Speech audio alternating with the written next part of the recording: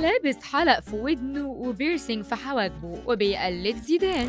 لقطات من حفل سعد المجرد في القاهرة واللي خلى الناس كلها اتفاجئت من اللوك الجديد بتاعه. تعالوا نعرف مع بعض ايه اللي حصل من سعد المجرد في حفلة الزمالك. يا ترى شكل الحضور كان ازاي؟ وكتير من التفاصيل هنعرفها في فيديو جديد من حكاوينا.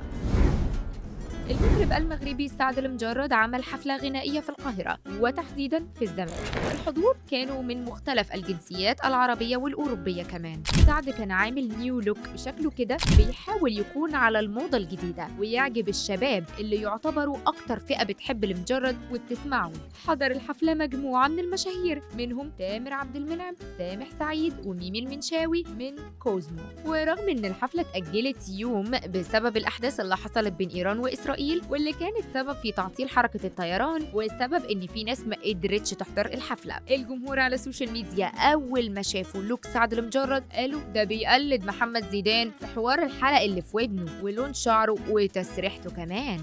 سعد اول ما طلع على المسرح وغنى انت معلم، الجمهور رحب بيه جدا وتفاعلوا معاه. بعدها غنى كل الاغاني اللي الجمهور بيحبها زي انساي، انتي باغية واحد، انا ماشي ساهل، انتي حياتي. وكمان من الاغاني اللي عجبت الجمهور جدا وولعت الحفله اغنيه بنت السلطان اللي غناها لاحمد عدويه. بس في مجموعه بقى من جمهور السوشيال ميديا اتضايقوا بسبب لوك سعد المجرد وهاجموه جدا بسبب البيرسينج اللي في حواجبه، وقالوا المشاهير بقوا بيعملوا حاجات غريبه، ازاي يقبلوا انهم يعملوا بيرسينج في حواجبهم زي البنات؟ هو اي حاجه نقلدها وخلاص. سعد كان من فتره عنده حفله في لبنان وقابل جورج وسوف وقال انا سعيد جدا اني قابلته وليا الشرف انه يطلب مني اغني له حلف القمر، وقال لي صوتك حلو وعجبه جدا، ودي حاجه فرحتني لانه فنان له قيمه ورايه يدعمني ويهمني.